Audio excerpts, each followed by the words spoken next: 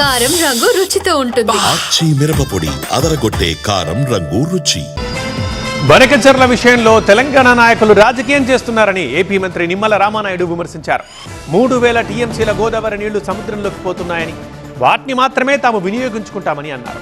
3000 టీఎంసీల్లో 200 టీఎంసీలు మాత్రమే వాడుకుంటామంటే రాజకీయం చేస్తున్నారని అన్నారు.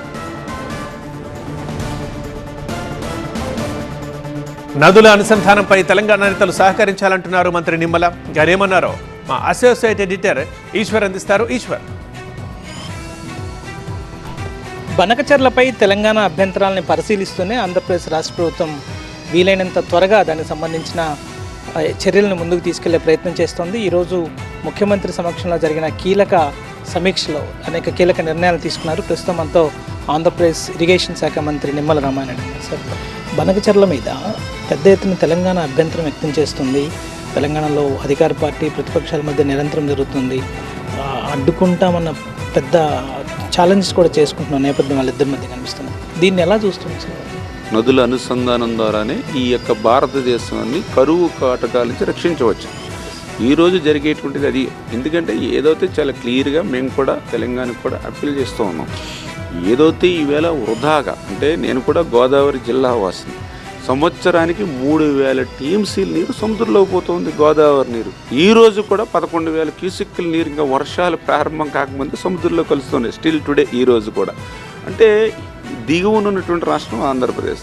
అంటే ఆ రకంగా సముద్రంలోకి వృధాగా ఉప్పు నీరులో కలిసిపోయేటువంటి నీటిలో కూడా అది కూడా ఎంత 3000 టీఎంసీల్లో మనం తీసుకునేది 200 టీఎంసీలు. అంటే ఇంకా 2800 టీఎంసీల నీరు సముద్రంలోకి పోతున్నట్టు. కానీ ఏంటి వాళ్ళ అనుమానం ఏంటి సార్? మనం అక్కడ ఆ వాటర్ని మిగులు జలాలు కాకుండా అష్యూడ్ వాటర్ని లాగేసుకుంటాం అనుకుంటున్నారా? లేకపోతే ఎందుకు వాళ్ళకి అభ్యంతరం పెట్టాల్సిన, ప్రాథమికంగా వాళ్ళు ఎక్కడ అభ్యంతరం వ్యక్తం చేస్తున్నారు అనుకోవచ్చు?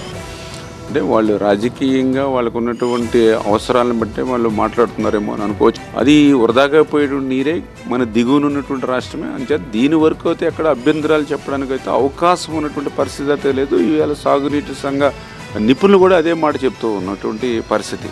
అటవీ శాఖకు సంబంధించి కానీ, పర్యావరణానికి సంబంధించి కానీ ఏవైతే అనుమతులు ఉన్నాయో అది త్వరితగతంగానే మనము తీసుకోవాలి అనేటువంటిది ఒకటి. రెండవది డిపిఆర్ కూడా త్వరితగతంగానే ప్రిపేర్ చేసుకుని, అంటే మ్యాక్సిమం కొద్దిగా మనకి జూలై ఆగస్టు కల్లా ఇవన్నీ కూడా పనులు పూర్తి చేసుకోవాలనే దాని మీద. అదేవిధంగా సిడబ్ల్యూసి కూడా ఏదైతే ఈ యొక్క వాటర్ కానీ ఈ సోర్సెస్ మీద కూడా ఏదైతే వాళ్ళు అడిగారో దానికి కూడా మనం ఆన్సర్ కూడా ఇవ్వడం జరిగింది.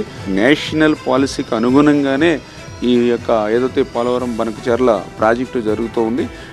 దయవుంచి దీన్ని కూడా తెలంగాణ వాసులు కూడా, ఎందుకంటే తెలంగాణ కూడా మాకు కూడా సానుభూతి. ఎందుకంటే మనందరం కూడా తెలుగు ప్రజలు. తెలంగాణ కూడా వెనుకబడినటువంటి ప్రాంతం, అదే రకంగా రాయలసీమ కూడా వెనుకబడినటువంటి ప్రాంతం.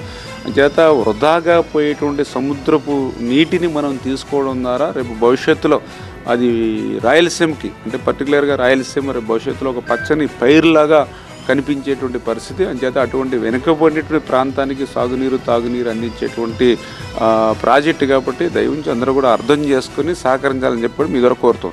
నదుల అనుసంధానం వల్ల కలిగే ప్రయోజనాలను దృష్టిలో పెట్టుకుని సహకరించండి అని విజ్ఞప్తి చేస్తున్న నేపథ్యం అయితే ఆంధ్రప్రదేశ్ నుంచి కనిపిస్తుంది. దీనిపైన తెలంగాణ ఇప్పటికీ అభ్యంతరాలు వ్యక్తం చేస్తున్న నేపథ్యంలో ఎలా ముందుకు వెళ్తుందో చూడాల్సిన నేపథ్యం కనిపిస్తుంది.